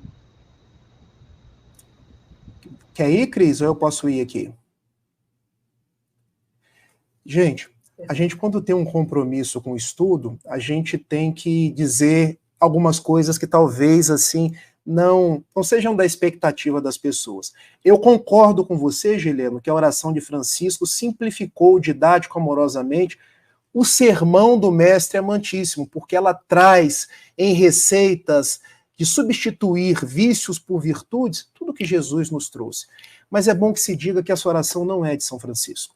A oração que é de São Francisco é o Laudato Si, ou o Louvado Seja, o Cântico das Criaturas, ou o Cântico ao Irmão Sol. Louvado seja, meu Senhor, louvado seja, Irmão Fogo, louvado seja, Irmã Água. Essa é dele. Essa ele compôs quando já estava desencarnando ali na cidadezinha de Assis. E quando surge essa oração que nós conhecemos como oração de São Francisco? Surge na Normandia, por volta de 1913, quando ela começa a ser distribuída nas igrejas. E todo mundo acha aquilo tão bonito, uma oração tão sentida, mas ela se torna conhecida mundialmente, porque nós temos, de 1914 a 1917, a Primeira Grande Guerra Mundial, onde as pessoas estavam se afastando de Jesus. E em 1916, aquele texto que surgiu na Normandia, o Vaticano resolveu colocar no Observatório Romano, que era o órgão de divulgação do Vaticano. E quando o Vaticano divulgou, todo mundo se embeveceu. E os frades da terceira classe, ou a classe secular, é a oração de São Francisco. É a oração de São Francisco. E ficou conhecida como oração de São Francisco. Isso é o que registra a história. Só que o benfeitor Camilo, nessa obra, ele diz: se é ou se não é de São Francisco, isso fica por conta da história. O que eu posso dizer para vocês é que o meu paizinho viveu cada um desses versos. Então, é a oração de São Francisco. Porque Camilo é o irmão Maceu. Quando a gente visita a igreja de São Francisco em Assis, nós encontramos o túmulo de Francisco e ao lado 4 túmulos dos seus discípulos mais próximos, na ordem: Ângelo, Rufino, Maceu e Leono. Ao fim de uma reunião mediúnica, alguns anos atrás, Raul Teixeira confidenciou para a gente: eu estive em Assis. O benfeitor Camilo se acercou e pediu: meu filho, caminhe por entre esses túmulos que você vai me encontrar. Ele caminhou uma vez, caminhou uma segunda vez, e depois de algumas caminhadas e reflexões, ele parou. Fratello Maceu. E Camilo disse para ele: essa foi a vida em que eu estive perto do nosso paizinho seráfico. Todo franciscano chama Francisco de paizinho, irmão sol, paizinho seráfico. E há um outro detalhe que eu quero contar para vocês. Quando Divaldo Pereira Franco foi a Assis pela primeira vez, porque nós temos na Cidade Alta, porque tem uma cidade baixa e uma cidade alta. Na Cidade Alta, num ponto, nós temos a igreja de São Francisco. No outro ponto, nós temos a igreja de Santa Clara, San Chiara, em italiano. Divaldo desceu ao subsolo, onde o corpo dela está praticamente do jeito que ela viveu. E ele olhando, ele conta isso em vídeo, tá, gente? Não estou tirando nada da minha cabeça. Ele olhava, mas é Joana de Ângeles. Ele olhava, é Joana de Ângeles. E daí, a poucos momentos, ele viu Joana do lado do corpo de Clara. E ele perguntou: é você, minha irmã? E os espíritos nobres não se preocupam com essas coisas. Ela nunca respondeu. Mas o fato é que Dona Amélia Rodrigues já respondeu nos livros. O fato é que a própria Mansão do Caminho já coloca isso nos periódicos hoje. Então, guardem uma coisa. Nós tivemos na Idade Média Jesus mandando João, mas nós tivemos Emmanuel como cardeal João de São Paulo, nós tivemos Camilo como Maceu, nós tivemos Joana de Ângeles como Clara de Assis, e agora todo mundo de volta no século XIX para trazer o Espiritismo. Porque no capítulo 9, no capítulo 18 do Evangelho segundo o Espiritismo, tem 2 mensagens de Santa Clara ou de Joana de Ângeles. Uma intitulada A Paciência, outra intitulada Dar-se-á aquele que tem. No capítulo 11, há uma mensagem do cardeal João de São Paulo, ou benfeitor Emmanuel, o egoísmo. E assinando os prolegômenos, nós temos Francisco de Assis, assinando como São João Evangelista. É ou não é a divindade tomando conta de nós? E o que é a transição planetária, se não essa transição que vem pelo berço? Porque essa turma toda vai voltar. Então, quando a gente olha esses fascínoras pelo mundo, essas guerras, quando que isso vai acabar? Vai acabar, porque esses mensageiros vão voltar e nós vamos viver um outro renascimento. Gente, maravilhoso isso, maravilhoso. E temos também a Flávia Teodoro, que pergunta o seguinte: Santo Antônio era agostiniano, mas após conhecer os ideais e atitudes dos franciscanos, se tornou franciscano também. Chegando a conhecer pessoalmente Francisco, vocês têm essas notórias? A Cris já está concordando. Pode falar, Cris. É muito interessante, porque quando a gente vê a biografia de Santo Antônio, a gente vê que a opção dele primeira foi seguir a ordem de Santo Agostinho. E ele fala isso, né, narra isso em um dos livros de biografia histórica mesmo, que eu li, inclusive, de uma publicação católica, que ele, ao perceber um grupo de franciscanos caminhando ao largo do local onde ele se encontrava, ele sentiu intimamente uma identificação tão forte, uma identificação tão grande com aquele comportamento, com aquela vibração, que ele resolve seguir os franciscanos e deixar a ordem dos agostinianos. E é muito interessante que quando Santo Antônio, né, Antônio de Lisboa, ele resolve, que depois se torna Antônio de Pádua, ele resolve seguir a ordem franciscana, ele começa na cozinha. Na cozinha. O grande orador Antônio de Pádua, ele começa a servir na ordem de Santo Antônio como cozinheiro. E ele estava ali com aquele talento todo embotado, né? Não que a cozinha não fosse meritória, mas, enfim, não estava se usando o talento dele com uma propriedade que merecia. E aí, certo dia, para a necessidade de um sermão em uma determinada comunidade, ele é convocado a falar, porque não havia mais ninguém que pudesse falar. Então, pega o cozinheiro e pede para ele falar para o povo. E aí, Antônio encanta, né? E ele começa depois a se dedicar a essa função da oratória, a função da pregação. Então, é muito interessante, né, Rafael e Denise, como a gente vê esse chamamento, né? Realmente, Flávia tem toda a razão. Santo Antônio, ele recebe esse chamamento e encontra afinidade com um grupo franciscano e se torna um. Bom, eu não teria mais nada a dizer depois dessa explicação maravilhosa da Cris, mas eu quero trazer alguns detalhes. Santo Antônio, ele não nasceu com o nome de Santo Antônio. O nome dele era Fernando. E alguns dizem que era Fernando de Bulhões, nascido em Lisboa. Então, Fernando de Lisboa. Depois é que ele se torna Antônio de Lisboa. Ele era um santo reverenciado em Portugal. Depois ele vai para a Itália. E na Itália, de Santo Antônio de Lisboa, ele se transforma em Santo Antônio de Pádua. Porque em Pádua ele começa seu ministério, como a Cris muito bem narrou, falando. Diz que um dos maiores oradores que a humanidade já conheceu. Eu tive a oportunidade de visitar a igreja de Pádua, onde eles têm, inclusive, bom, se está a língua dele ou não lá dentro, mas tem uma relíquia com uma língua dele para relembrar a oratória dele. E era uma verve encantadora, falando dos problemas da época. Aquela época tinha muitos comerciantes ricos, tinha muita usura, então ele foi alguém que trouxe essa vivência da fraternidade. E ele era agostiniano, ele conheceu Francisco e os franciscanos. Parece que foi um encontro de almas, porque depois de conhecer Francisco, já não era mais Antônio de Pádua, de Lisboa, mas era um Antônio franciscano.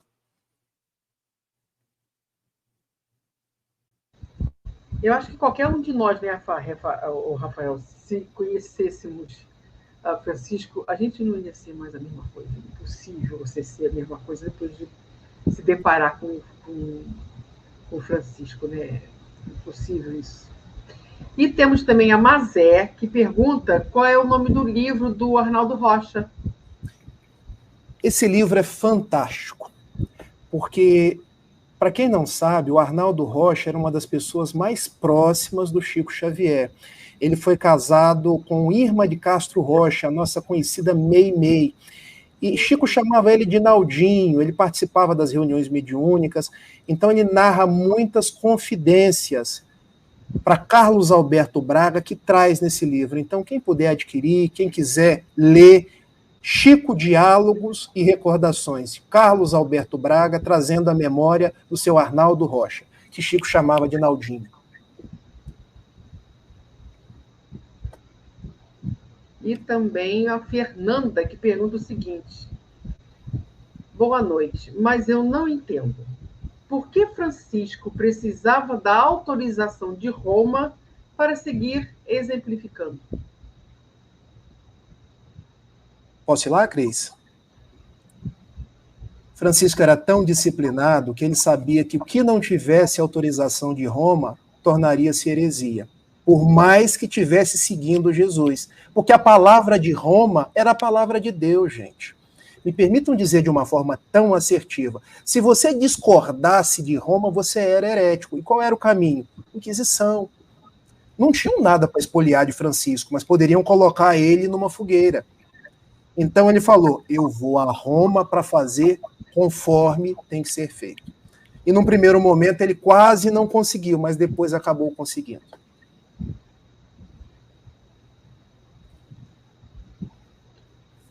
E o Cosme Ferreira diz o seguinte: João Evangelista reencarna como Francisco de Assis.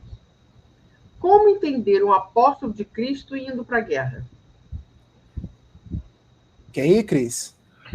É só recuperar aquela ideia que a gente lançou mais à frente, um pouco lá atrás, né? Quando o Rafael começava a desdobrar a fala dele. A gente tem que entender o quadrante cultural daquela época.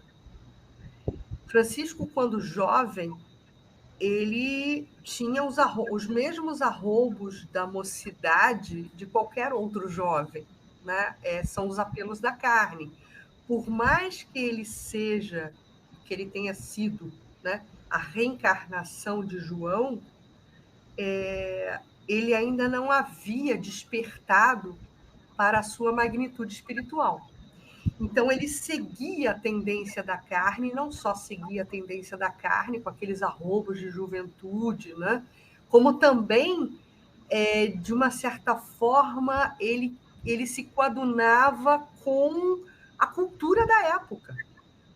O grande traço de caráter de um bom jovem, de uma família de posses, como era a família de Francisco, de Giovanni, era justamente o fato de se colocar como cavaleiro numa guerra, né, em nome da sua localidade, em nome do seu condado. Então, isso era uma questão de honra, isso era uma questão que os jovens, os rapazes acreditavam que era o caminho correto.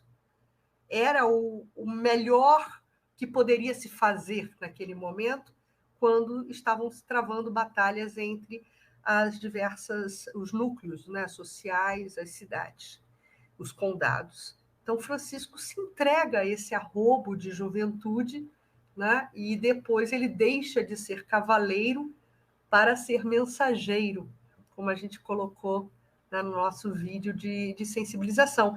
Então, o fato dele ser João não significa que ele não sofreria as injunções da matéria, né? Só que, por ser João, ele se sobressai dessa matéria e faz prevalecer a sua magnitude espiritual.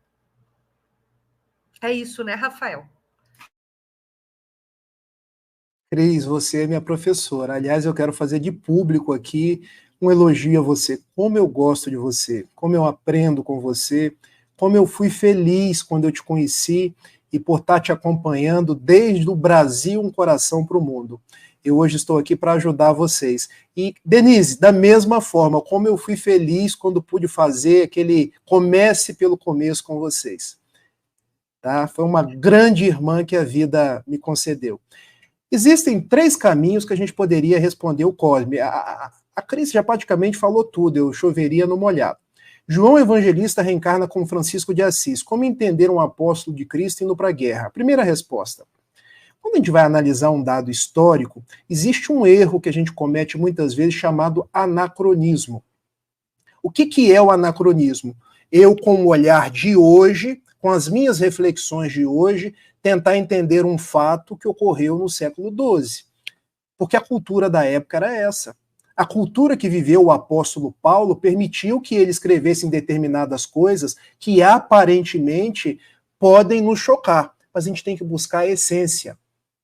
Tem que buscar o que ele realmente quis passar para nós. Então, o anacronismo seria um primeiro obstáculo a ser transposto. O segundo obstáculo a ser transposto, nós ainda não nos damos conta de como esse corpo de carne é pesado. Gente, nós estamos num mundo de provas e expiações. Das 5 categorias de mundo trazidas por Kardec, lá no Evangelho segundo o Espiritismo, no capítulo 3º, nós somos o segundo, ou seja, o corpo que nós formatamos, de acordo com a evolução do planeta, é pesado. Há uma imagem do escafandro, ou seja, quando você entra num escafandro para mergulhar, você não consegue se mexer, você nem pensa direito. A sua grande preocupação é respirar. Aí, às vezes, te pergunto, o que você viu lá embaixo? Nossa, estava tão pesada aquela roupa que eu só queria saber de respirar e saber da hora de eu voltar. Então, a gente tem que tomar em conta que o corpo, muitas vezes, embrutece mesmo os caracteres mais sutis. E não foi diferente com João. Não foi diferente com vários outros espíritos que a gente poderia colocar aqui agora. E há um terceiro aspecto. Quando a gente pega a biografia de João Evangelista, como ele era chamado por Jesus? Ele e o irmão Tiago, os Boanerges, que quer dizer os filhos do trovão. Então Francisco era amor, mas de vez em quando era trovoada. Conta o evangelho que uma vez Jesus não foi recebido na Samaria, mestre, faz cair fogo do céu sobre aquele povo. E Jesus, mas eu não vim para isso. A minha mensagem é a mensagem do amor. A minha mensagem é a mensagem da concórdia. Então vejam, mesmo o espírito do cabedal de João ainda trazia o Boanerges dentro dele. Então a gente tem que analisar sobre todo esse contexto para entender que João, quando ele despertou, ele conseguiu traduzir na excelsitude do amor de Francisco o João que seguiu Jesus, mesmo no auge da cruz. João tirou na conjuntura Francisco, não o escafandro, mas ele tirou a armadura medieval. Ele tirou a armadura medieval, né? Sim. Aliás, ele tirou tudo, né, Cris? Porque ele tirou a armadura, ele tirou a roupa, ele se despiu por completo. Exatamente. E quando a gente olha aquela cena, muitos de nós, então eu tenho que me despir. Olha a proposta espírita. Quais são os 2 vícios mais radicais que nós temos? Orgulho e egoísmo. Então não adianta eu tirar uma roupa. Eu posso tirar essa vestimenta chamada orgulho e egoísmo que está me impedindo de caminhar. E o Nicolas pergunta, Camilo o quê? O sobrenome. O benfeitor Camilo, quando se apresentou a José Raul Teixeira, ali por 11 de abril, me faltou o ano aqui agora, mas acho que 1973, depois eu confirmo. Ele, quando Raul pediu um nome, ele disse, mas nós já tivemos tantos nomes, para que você quer um? E ele grafou tão simplesmente Camilo. Camilo com 2 L's num primeiro momento, fazendo menção a outra personalidade histórica que fica para uma outra live. Mas ele tira um L, tirou o L e ficou só Camilo, então não tem sobrenome. O benfeitor Camilo se apresenta para Raul, ora com as vestes de um franciscano, ora com vestes seculares, dependendo da encarnação que ele já teve. Porque o espírito, gente, ele já viveu tantas vezes, já teve tantos nomes. Quando a gente pega qualquer livro do benfeitor Camilo, como esse aqui, ó, é sempre Camilo. Não tem sobrenome. Na época de Francisco, ele foi Maceu, Fratello Maceu. É como falaram aqui no próprio chat, ele é como Emmanuel. É só Emmanuel. Não tem sobrenome, né? É. E a Adriana, ela faz o seguinte questionamento, mas acho que você já respondeu. Boa noite. Já ouvi informações de que a oração de São Francisco foi escrita anos após a sua desencarnação. Como se deu a confirmação, a relação da oração a Francisco de Assis? Mas acho que você já explicou isso, né, Rafael? Já. Nós não temos registros históricos, Adriana, de que a oração tenha sido escrita por Francisco de Assis. Alguns historiadores colocam nos mais variados períodos de tempo, até porque catalogar a história é difícil. Existe como referência esse livro aqui, que a Cris deve conhecer, Francisco Sol de Assis, que é de um grande amigo aqui do Rio de Janeiro, César Braga Said, que ele escreveu junto com o Divaldo, onde ele narra que essa oração surgiu na Normandia em 1913 e começou a ser espalhada pelo Vaticano em 1916 por ocasião da Primeira Guerra. Só que o benfeitor Camilo, nesse outro livro aqui, ele diz, sendo ou não sendo de Francisco, ele viveu essa oração. Então nós podemos dizer que a oração é dele.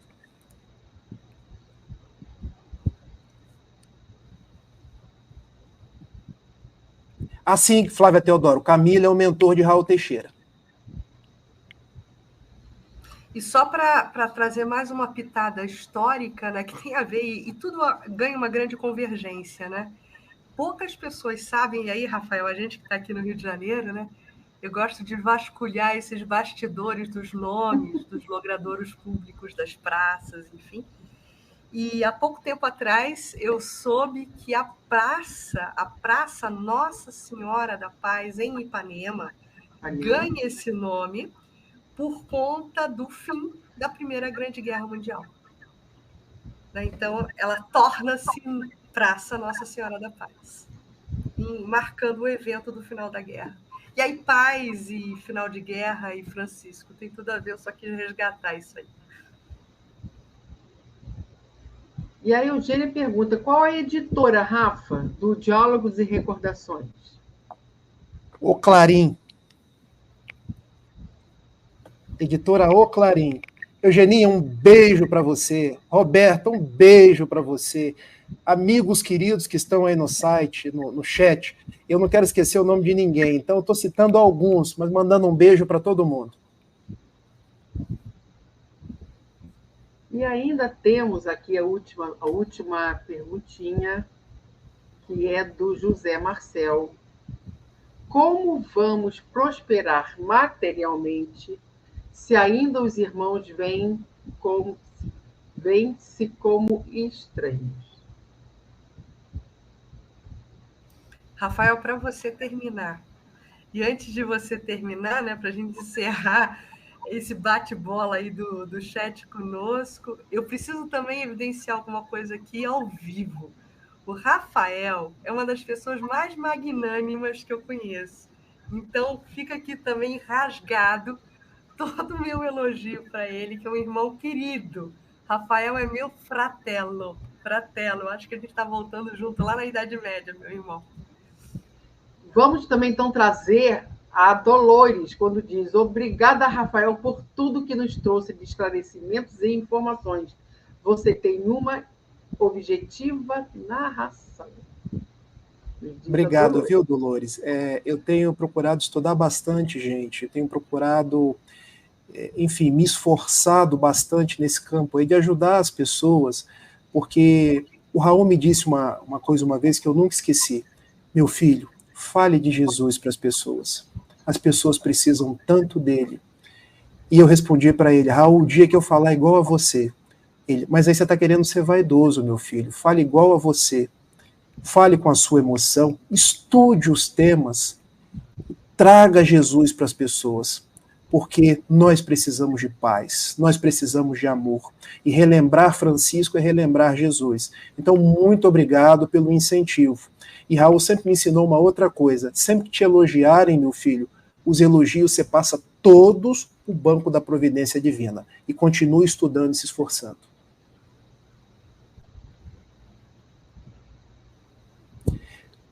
Como vamos prosperar materialmente se ainda os irmãos veem-se como estranhos? Denise, eu fiz uma oração, se você puder deixar eu terminar com ela. Eu escrevi uma oração no dia de São Francisco. José Marcel, essa é a luta nossa de todos os dias. Todos os dias, quando a gente acorda e faz a nossa prece pela manhã, a gente tem que pensar como eu vou ver Jesus no outro, porque o outro é meu irmão. Não se preocupe com as outras pessoas. Não se preocupe se os outros ainda estão fazendo guerra, se os outros ainda estão odiando, porque o problema está com eles. Mas se preocupe com você. Nos preocupemos conosco mesmo. Será que hoje eu já estou conseguindo amar mais? Será que hoje eu já estou conseguindo estender mais o braço? Será que hoje eu já estou conseguindo abraçar mais as pessoas, deixar de brigar por coisas tão simples, construir mais pontes ao invés de muros? Porque é a minha modificação, é a sua modificação que nós vamos construir o cristianismo. Que lindo, gente. Mas olha só o que a Mazé diz, que eu concordo com a Mazé. Olha lá, ó. Meninas, de onde surgiu esse Rafael? Estou apaixonada. Pois é, Mazé. Se apaixone mesmo e vá lá no YouTube e coloque Rafael Siqueira, você vai ver milhares de lives deles também maravilhosa. Vai no YouTube, o que você acha? Ele está lá. De onde surgiu? Não, está lá no YouTube. Um monte de live dele, assim. Sempre assim, gente, com essas informações todas que a gente acaba de estar assim, outra pessoa, né? Porque a gente acaba de fazer uma live dessa, a gente não é mais a mesma pessoa, a gente já consegue ser outra pessoa, gente, muito bom. E quem mais de perguntas temos? Não temos mais pergunta nenhuma.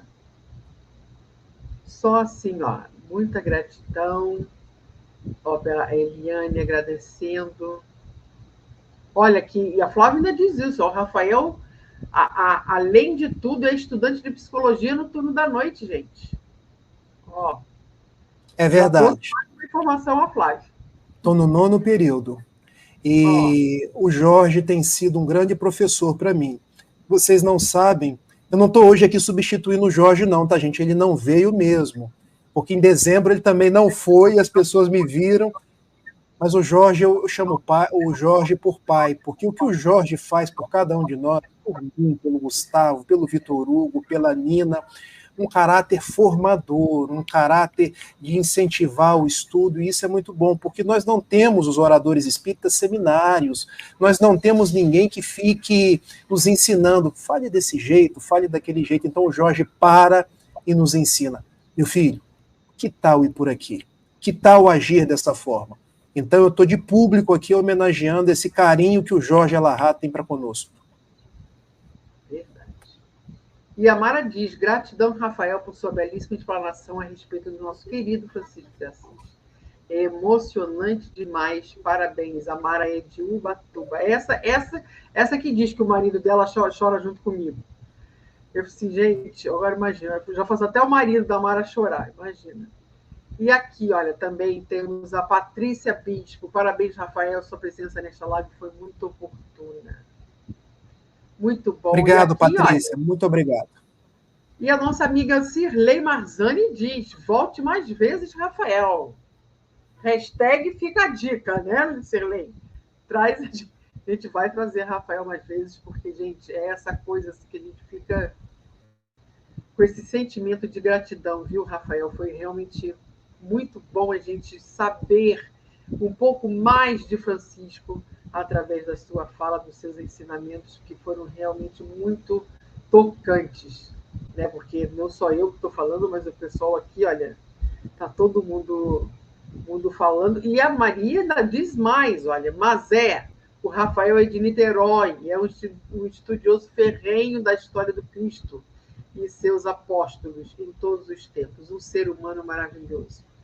Ó, Maria das Graças, ó, um beijo no seu coração, obrigado pelas suas palavras de incentivo, viu?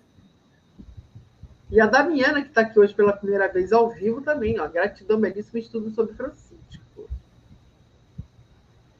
Gente, pelo andar da hora, nós já estamos no nosso momento, infelizmente, de encerrar, coisa que a gente não gostaria nunca de fazer, embora todo mundo sempre peça viradão, quem sabe, de repente, esse ano, né, Cris, a gente faça algum viradão, mas, por enquanto, nós vamos encerrando nossa live aqui, lembrando que nós retornaremos agora no dia 23 de janeiro, com o capítulo 19 da obra A Caminho da Luz.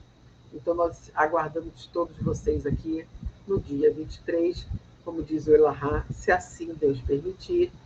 Cris, obrigada mais uma vez pela vinheta maravilhosa, por esse vídeo de Francisco também, que nos tocou profundamente. E, Rafael, seja sempre bem-vindo. Você vai voltar novamente outras vezes, com toda certeza.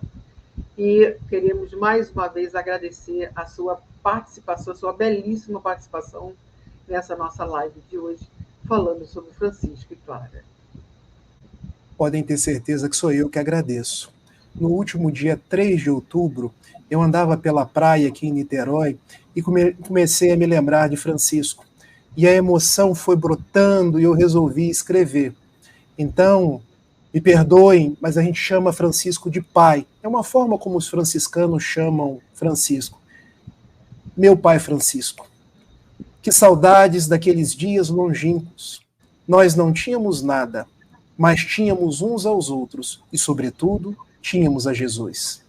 Hoje as pessoas precisam de tantas coisas, brigam por tantas mesquinharias e esquecem-se do amor, que permanece invisível aos olhos materiais. Eras para nós um exemplo, um verdadeiro pai espiritual, que ainda hoje te pedimos, olhai por todos nós. Vestia-se com um burel singelo, sem qualquer vaidade. Comias bem pouquinho, a fim de que nada faltasse aos irmãos. Ensina-nos a viver, meu Pai. Nós te vimos cuidar de crianças, pobres e leprosos, e quem beijava as feridas. Mas 8 séculos depois, ainda não aprendemos a nobre arte de servir, sem esperar nada em troca. Quando chamavas a todos de irmãos, era do amor que você falava e exemplificava. Contudo, ainda hoje o nosso amor é condicional, pois apenas voltado àqueles que pensam e agem como nós. Nós te vimos conversar com o sultão muçulmano, falando de Jesus como príncipe da paz. Hoje, meu pai Francisco, o nome do Cristo permanece nos nossos lábios de fel, com espírito de seita, mas ainda tão longe do nosso coração. Volta, meu pai, para que as flores de Assis possam perfumar o mundo de novas esperanças. Vem cantar de novo Jesus, pois os nossos corações precisam dele. O mundo encontra-se em uma grande invernia, com lobos rapaces uivando por todos os lados. Mas você, meu pai, amansou o lobo de Gúbio e fez nascer a mais bela rosa por sobre a neve. Quando hoje o mundo se encontra em uma cruzada de irmãos contra irmãos, nós nos lembramos de ti, que quando espocavam as cruzadas dos reis católicos a serviço do Papa, você nos ensinou a orar, pedindo a Jesus, fizesse de nós instrumentos da paz. Volta, paizinho seráfico, e mostra-nos novamente os caminhos da Galileia, do lago de Genezaré e daquele Jesus incomparável, do qual tu fostes o mais perfeito êmulo. Fica conosco uma vez mais, envolvendo-nos em vibrações de paz e bem.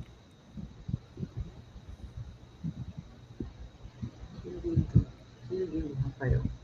Gente, depois disso não temos mais o que dizer, a não ser ficar com toda essa essa emoção, para que a gente possa ter uma semana abençoada e retornar no dia 23. Cris, beijos. Rafael, muito obrigada. E a todos vocês também que estiveram aqui conosco até agora. E a gente retorna no dia 23. Beijo, gente. Até mais.